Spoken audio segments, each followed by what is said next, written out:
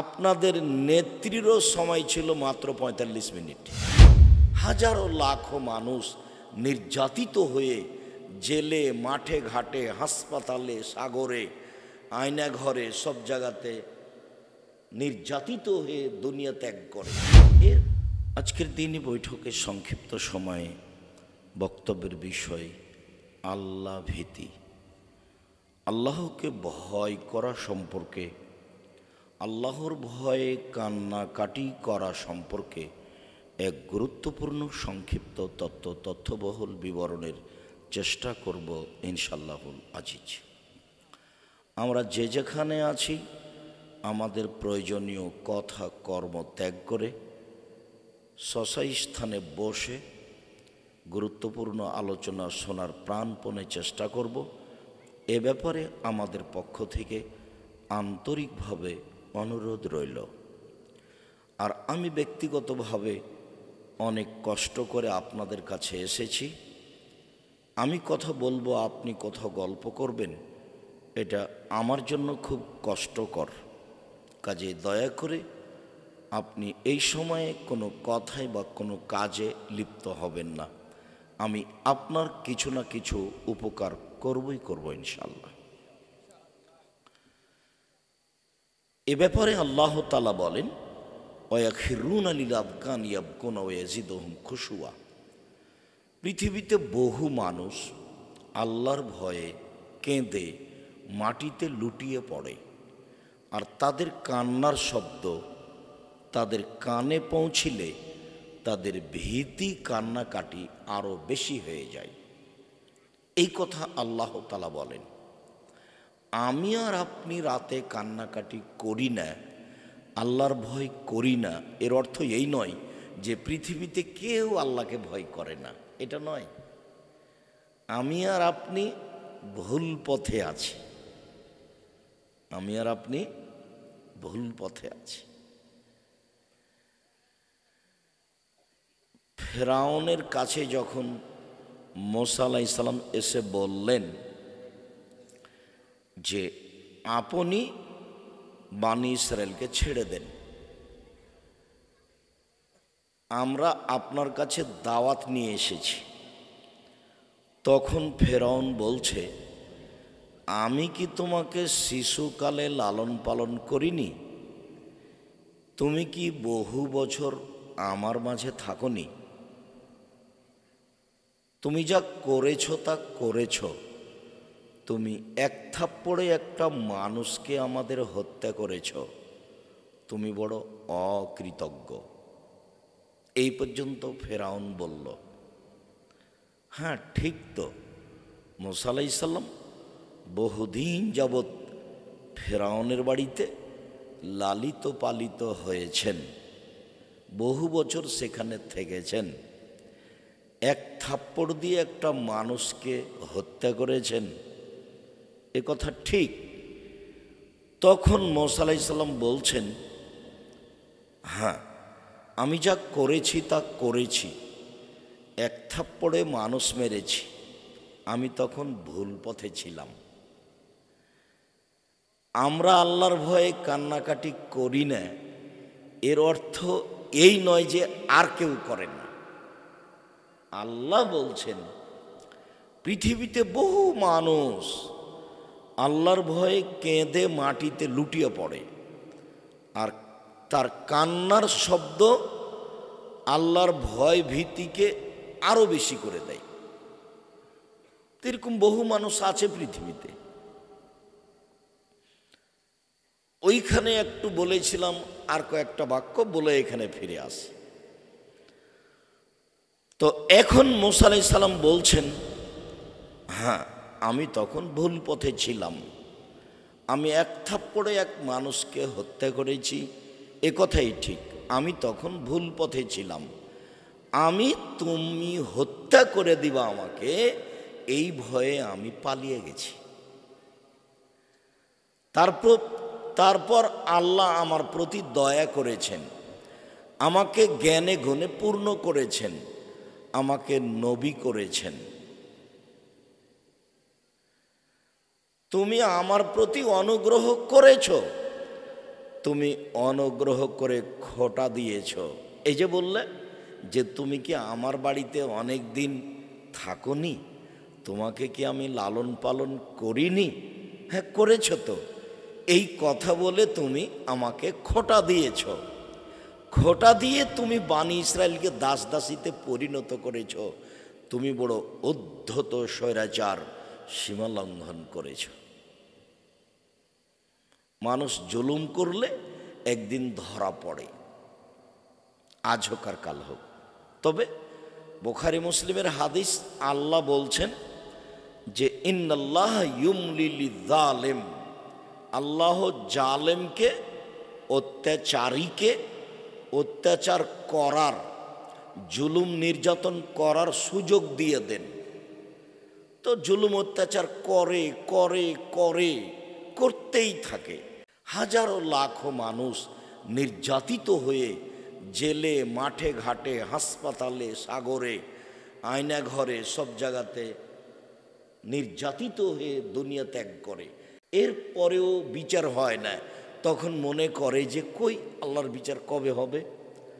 তো ১৫০০ বছর কি আর এখানে আছে? ১৫০০ বছর পরে হলেও একদিন ফেরাউন কি হলো? ডুবে গেল। একদিন ফেরাউন ডুবে গেল। এই যা আখাজাত লামিয়ে ফেদলে থো, যখন আল্লাহ জালেমকে ধরেন তখন আর সুযোগ দেন না। আপনাদের নেত্রীরও সময় ছিল মাত্র ৪৫ মিনিট। এর নাম জুলুমের ফল, এর নাম জুলুমের ফল। আমি আর আপনি আল্লাহর ভয়ে কাঁদি না, এর অর্থ এই নয় যে কেউ কাঁদে না। আমি যদি এটা মনে করি তাহলে আমি ভুল পথে আছি। আবু হুরায়রা রাদিয়াল্লাহু তাআলা আনহু বলেন, নবী করিম সাল্লাল্লাহু আলাইহি ওয়াসাল্লাম বলেছেন, ৭ শ্রেণীর মানুষ বিচারের মাঠে বিশেষ ছায়াতলে থাকবে, যেই দিন আল্লাহর ছায়া ছাড়া আর কোনো ছায়া, সেই দিন কোনো গাছপালা থাকবে না, আকাশে কোনো মেঘ থাকবে না, সূর্য মাথার উপরে থাকবে ১ মাইল, অর্ধ হাত কথাটা ঠিক নয়। তখন মানুষ সূর্যের তাপে ঘামের মধ্যে থাকবে, কেউ কেউ থাকবে টাকনু পর্যন্ত ঘামের মধ্যে, কেউ কেউ থাকবে হাঁটু পর্যন্ত ঘামের মধ্যে, কেউ কেউ থাকবে কোমর পর্যন্ত ঘামের মধ্যে, কেউ কেউ থাকবে নাক পর্যন্ত ঘামের মধ্যে। এ কথা মুহাম্মদ সাল্লাল্লাহু আলাইহি সাল্লাম বলেন। হাদিস বুখারী মুসলিম।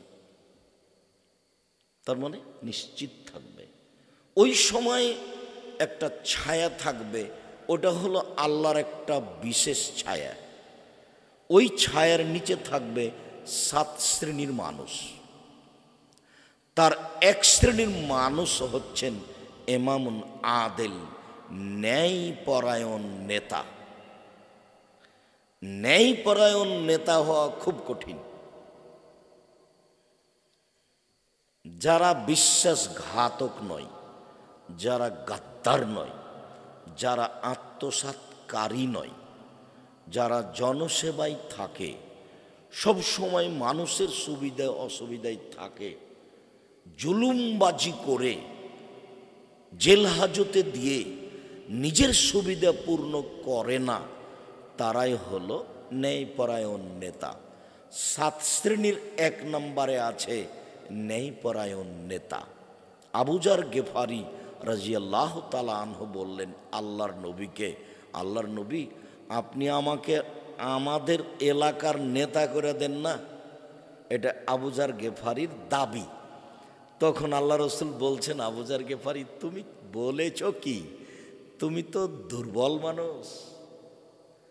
আর নেতৃত্ব হলো আমানত, মানে ১৯-২০ করা যাবে না, ২০-১৫-২০ হবে না। নেতৃত্ব দিবে উমার। নেতৃত্বকে দিবে উমার। ২০-১৫-২০ হবে না, ১৯-১৯.৫ হবে না। তার নাম নেতৃত্ব। ন্যায়পরায়ণ নেতা থাকবে বিশেষ ছায়াতলে। ন্যায়পরায়ণ নেতৃত্ব দেওয়া সমাজে খুবই কঠিন। তখন আল্লাহর নবী বললেন, কেউ যদি দুইজনের নেতা হয় তাহলে তাকে ছুরিবিহীন জবে করা হলো। এ আবার কোন কথা?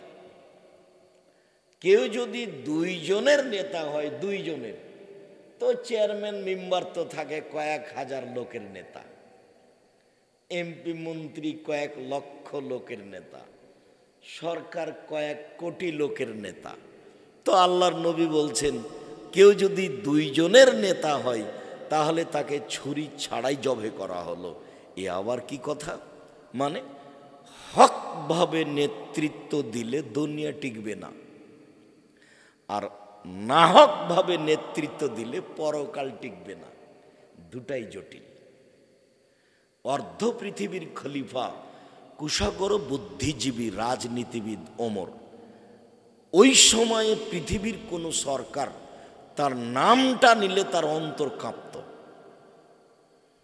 যার রাস্তায় শয়তান হাঁটত না। সবচেয়ে অবাক কথা এটা, সবচেয়ে অবাক কথা এটা যে তিনি যে রাস্তা দিয়ে হাঁটতেন শয়তান সে রাস্তা দিয়ে হাঁটত না। বুখারী মুসলিমের হাদিস। অথচ তিনি শয়তানকে এক থাপড় মারতে পারবেন না, কেননা তিনি এক পদার্থের তৈরি, শয়তান আর এক পদার্থের তৈরি।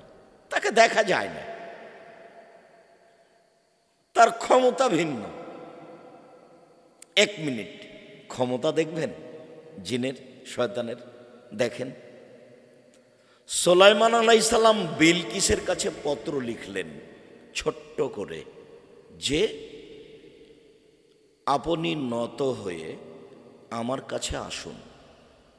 বিলকিস জনগণকে বলল, দেখো একটা সম্মানিত পত্র এসেছে, তার ভাষা হলো এই, বিসমিল্লাহির রহমানির রহিম দিয়ে শুরু। তো তোমরা কি বলছো বলো। তো ক্ষমতাধর সেনাবাহিনীরা বলল, আল-আমরু ইলাইকে, আদেশ আপনার, আমরা শক্তিশালী জাতি, যা বলবেন তাই হবে। তখন বিলকিস বলল, না, তোমরা জানো না, ওরকম নেতা কোনো দেশে ঢুকলে সম্মানীদের অপমানিত করেন, তার সামনে টিকা যাবে না, কি করা যায়? তো টাকা পয়সা, স্বর্ণদানা, মিষ্টি নিয়ে যাও, দেখো তো কি করে। নিয়ে যাওয়া হলো। সুলাইমান বললেন, যা তোমার মালিক আমার কাছে দিয়ে পাঠিয়েছে, আমার কাছে তার চেয়ে লাখো গুণ বেশি আছে। এসব জিনিসের আমার প্রয়োজন নেই, তুমি বলে দাও। হয় তিনি নত হয়ে আসবেন, নইলে এমন শক্তিশালী বাহিনী নিয়ে আমি যাব যার মোকাবেলা পৃথিবীর কেউ করতে পারবে না। তো এখন উনি আসছেন।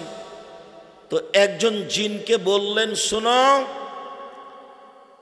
বিলকিসের বসার জায়গা, সিংহাসনটা নিয়ে আসতে হবে এখানে। কত সময় লাগবে? বলে, আপনার উঠে বসতে যত সময় লাগে। না, দেরি হয়ে গেল।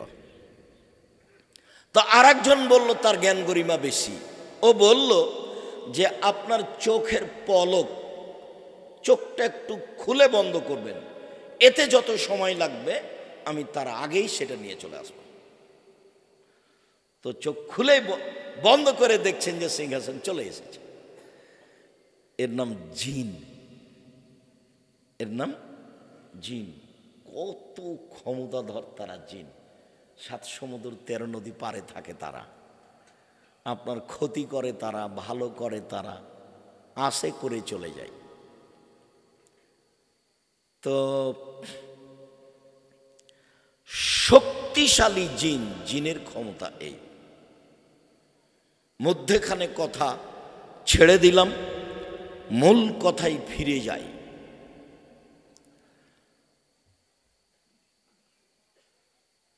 সাত শ্রেণীর মানুষ বিশেষ ছায়াতলে থাকবে। তার এক শ্রেণীর মানুষ হচ্ছেন ন্যায়পরায়ণ নেতা। তো ওমর কত শক্তিশালী নেতা ছিলেন যার নামটা কেউ বহির্বিশ্বে শুনলে কি হতো, অন্তরটা কেঁপে উঠত। আর একটু বলি এখানে, তারপর আবার এখানে ফিরে আসছে ইনশাআল্লাহ। আল্লাহর নবী স্বপ্নে জান্নাত দেখছেন, তো দেখলেন একটা প্রাসাদ, বিশাল প্রাসাদ, ভিন্ন ধরনের পদার্থ দিয়ে তৈরি। তো দেখে তিনি অবাক হলেন, এত সুন্দর প্রাসাদ, বাহির যদি এমন, ভিতরই বা কেমন। তো একজন বৃদ্ধা মহিলা পাশে বসেছিলেন। আল্লাহর নবী বললেন, এ বৃদ্ধা বলো তো এই প্রাসাদ কার? তো বৃদ্ধা বললেন, এটা উমারের, এটা উমারের প্রাসাদ। তখন আল্লাহ রসুল বলছেন, না না না না, এত বড় আত্মমর্যাদা অধিকারী মানুষের ঘরে আমি ঢুকবো না। আমি কেমনে ঢুকি? এত বড় আত্মমর্যাদার অধিকারী মানুষের ঘরে আমি কেমনে ঢুকি? না, এটা হবে না। আমার ইচ্ছে হয়েছিল একটু ঢুকে ভিতরটা দেখি, কিন্তু না, এত বড় মানুষের ঘরে প্রবেশ করা হবে না। এর নাম আত্মমর্যাদা, এর নাম গায়রিয়ত, আত্মমর্যাদা। আত্মমর্যাদা কি জিনিস?